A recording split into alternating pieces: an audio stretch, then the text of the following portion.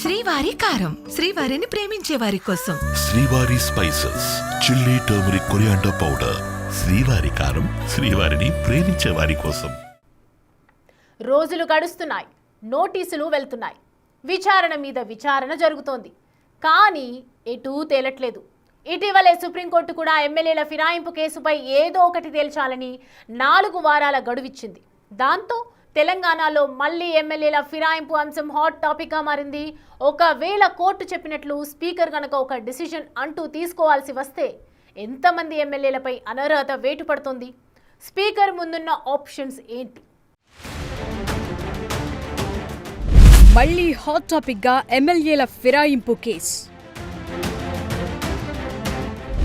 Supreme తీర్పుతో speaker ముందున్న సవాళ్లేంటి? ఎమ్మెల్యేలపై అనర్హత వేటు పడుతుందా? తెలంగాణ రాజకీయాల్లో మరోసారి ఎమ్మెల్యేల పార్టీ ఫిరాయింపుల అంశం కీలకంగా మారింది. 2023 అసెంబ్లీ ఎన్నికల తర్వాత బీఆర్ఎస్ నుంచి గెలిచిన 10 మంది ఎమ్మెల్యేలు అధికార కాంగ్రెస్ పార్టీలో చేరటంతో ఈ వివాదం మొదలైంది. పార్టీ మారిన ఎమ్మెల్యేలపై అనర్హత వేటు వేయాలంటూ బీఆర్ఎస్ చేసిన ఫిర్యాదులు, న్యాయ పోరాటం తర్వాత ఇటీవల సుప్రీంకోర్టు స్పీకర్ కు 4 వారాల గడువు విధించడంతో మళ్లీ ఈ కేసు చర్చనీయాంశంగా మారింది. ఈ క్రమంలో స్పీకర్ గడ్డం ప్రసాద్ కుమార్ ముందున్న కీలక అంశాలు, ఆయన తీసుకోవాల్సిన నిర్ణయాలు, ఆ తరువాత వచ్చే పరిణామాలపై అనేక రకాల చర్చ జరుగుతోంది. ఇదే విషయంలో పార్టీ ఫిరాయింపు ఆరోపణలపై వివరణ ఇవ్వాలని ఎమ్మెల్యేలు దానం నాగేందర్, కడియం శ్రీహరికి స్పీకర్ గడ్డం ప్రసాద్ కుమార్ మరోసారి నోటీసులు జారీ చేశారు. ఈ నెల 23వ తేదీలోగా సమాధానాలను అఫిడవిట్ రూపంలో స్పీకర్ కార్యాలయంలో అందజేయాలని సూచించారు. గత ఆగస్టులో ఫిర్యాదులొచ్చిన 10 మంది ఎమ్మెల్యేలకు స్పీకర్ నోటీసులు జారీ చేశారు. వారిలో దానం నాగేందర్, కడియం శ్రీహరి మినహా మిగిలిన 8 మంది తమ సమాధానాలను అఫిడవిట్ రూపంలో అసెంబ్లీ కార్యదర్శికి దాఖలు చేశారు.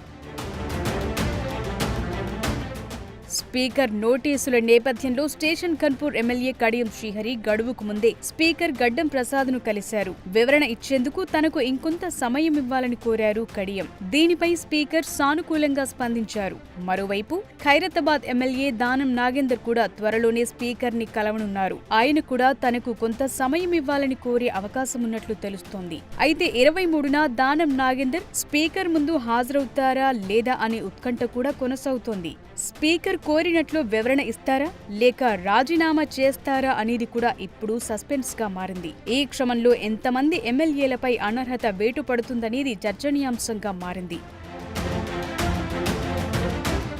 ప్రస్తుతం బీఆర్ఎస్ పార్టీ ఫిరాయింపు ఆరోపణలతో 10 మంది ఎమ్మెల్యేలపై అనర్హత పిటిషన్లు దాఖలు చేసింది. వారిలో Khairatabad MLA Danam Nagender, Gadwal MLA Bandla Krishnamohan Reddy, station Ghanpur MLA Kadiyam Srihari, Bhadrachalam MLA Tellam Venkatrao, Patancheru MLA Gudem Mahipal Reddy, Chevella MLA Kale Yadaiah, Rajendranagar MLA Prakash Goud, Jagtial MLA doctor Sanjay, Serilingampally MLA Arikapudi Gandhi, Banswada MLA Pocharam Srinivasa Reddy ఉన్నారు. స్పీకర్ తీసుకోబోయే నిర్ణయమే ఈ 10 మంది ఎమ్మెల్యేల భవితవ్యాన్ని తేల్చనుంది. నిబంధనల ప్రకారమైతే స్పీకర్ 10 మందిపై చర్యలు తీసుకోవాల్సి వస్తుందని చెప్తున్నారు. వారిలోనూ దానం నాగేందర్ కాంగ్రెస్ అభ్యర్థిగా సికింద్రాబాద్ లోక్సభ స్థానం నుంచి ఎంపీగా పోటీ చేశారు. దాంతో ఆయనపైనే ముందుగా చర్యలు తీసుకునే అవకాశముందని రాజకీయ విశ్లేషకులు భావిస్తున్నారు. దానం సంగతి పక్కన పెడితే మిగతా వారి విషయంలో స్పీకర్ ఏం చేయబోతున్నారనేది ఇప్పుడు మోస్ట్ ఇంట్రెస్టింగ్ గా మారింది.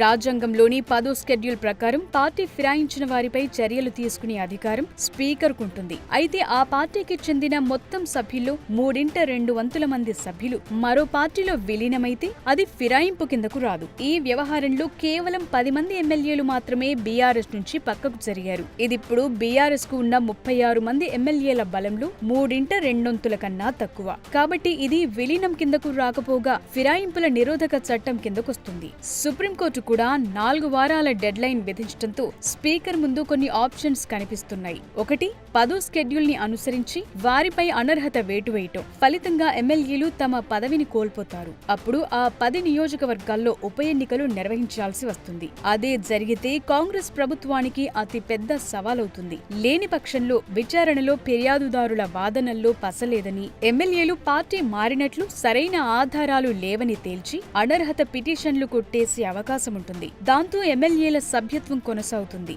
ఈ నిర్ణయం తీసుకుంటే స్పీకర్ పై రాజకీయంగా బీఆర్ఎస్ విమర్శలు ఎక్కుపెట్టే అవకాశముంటుంది. మరోసారి సుప్రీంకోర్టుని ఆశ్రయించే అవకాశముంది. ఈ రెండూ కాకుండా విచారణ ఇంకా పూర్తి కాలేదని స్పీకర్ సుప్రీంకోర్టు ముందు మరింత గడువు కావాలని కోరితే ఇంకొన్నాళ్ల పాటు ఇదిలాగే కంటిన్యూ అవుతుంది. అయితే ఇప్పటికే పరిస్థితులు కోర్టు ధిక్కార నోటీసుల దాకా వచ్చాయి. కాబట్టి సుప్రీంకోర్టు ఈ అంశాన్ని తీవ్రంగా పరిగణించే అవకాశముంటుంది.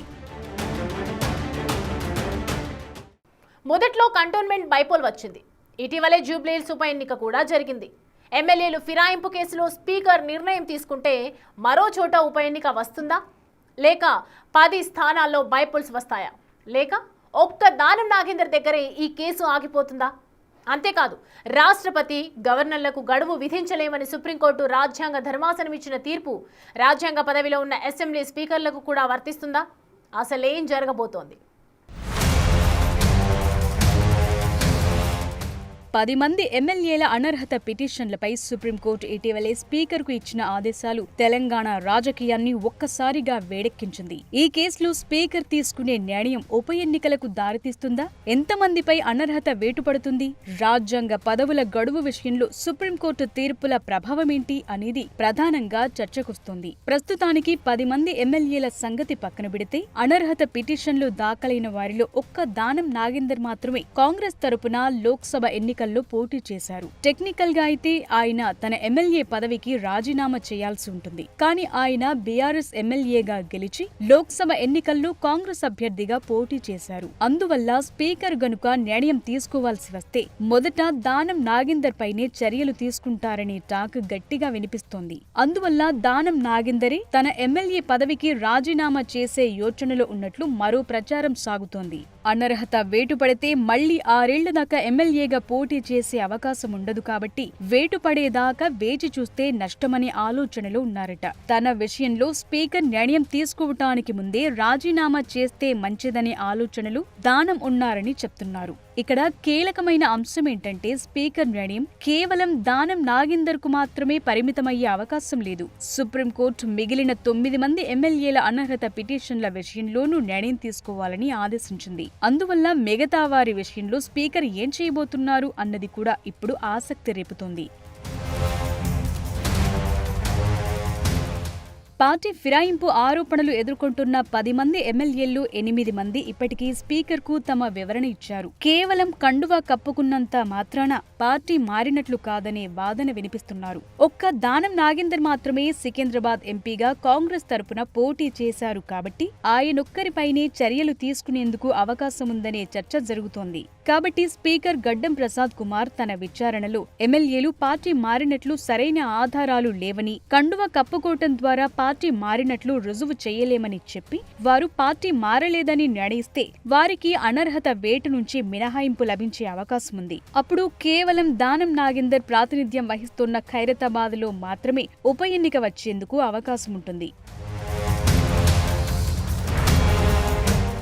ఇక మొన్నటికి మొన్న రాష్ట్రపతి గవర్నర్లకు బిల్లుల ఆమోదం విషయంలో గడువు విధించలేమని సుప్రీంకోర్టు రాజ్యాంగ ధర్మాసనం తీర్పు ఇచ్చింది. ఇదే తీర్పు అసెంబ్లీ స్పీకర్ కు కూడా వర్తిస్తుందా అనేది ప్రధానంగా తలెత్తుతోన్న ప్రశ్న. ఎందుకంటే స్పీకర్ పదవి రాజ్యాంగబద్ధమైంది. పార్టీ ఫిరాయింపుల విషయంలో స్పీకర్ ట్రిబ్యునల్ చైర్మన్ గా వ్యవహరిస్తారు. అయితే పార్టీ ఫిరాయింపుల కేసుల్లో స్పీకర్ కు గడువు విధించవచ్చా అనే విషయంలో సుప్రీంకోర్టు స్పష్టమైన వైఖరిని ప్రదర్శించింది.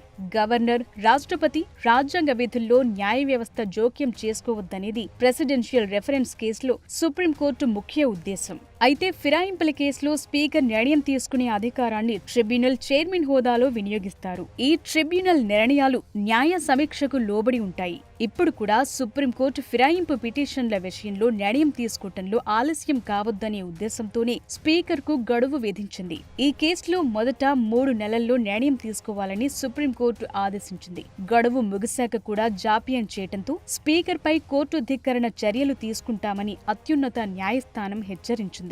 అందువల్ల సుప్రీం విధించిన 4 వారాల గడువులోగా స్పీకర్ అనర్హత పిటిషన్లపై విచారణ పూర్తి చేసి నిర్ణయాన్ని ప్రకటిస్తారా లేక మళ్లీ సుప్రీంకోర్టుని గడువు కోరుతారా అనేది ఆసక్తిగా మారింది. మొత్తంగా ఈ కేసు స్పీకర్ నిర్ణయంతో ముగుస్తుందా, మళ్లీ బీఆర్ఎస్ న్యాయ పోరాటానికి దారి తీస్తుందా అనేది త్వరలోనే తేలిపోతుంది. ఈ పరిస్థితుల్లో స్పీకర్ తీసుకునే నిర్ణయం తెలంగాణ రాజకీయాలపై తీవ్ర ప్రభావం చూపనుంది. అంతకంటే ముందే దానం నాగేందర్ రాజీనామా చేస్తే ఖైరతాబాద్లో ఉప ఎన్నిక వచ్చే అవకాశముంది. లేని పక్షంలో సుప్రీంకోర్టు మళ్లీ జోక్యం చేసుకునే అవకాశముంది. ప్రస్తుత గడువులోగా స్పీకర్ ఎలాంటి నిర్ణయం తీసుకుంటారన్నది తెలంగాణ పాలిటిక్స్ లో ఆసక్తికరంగా మారింది.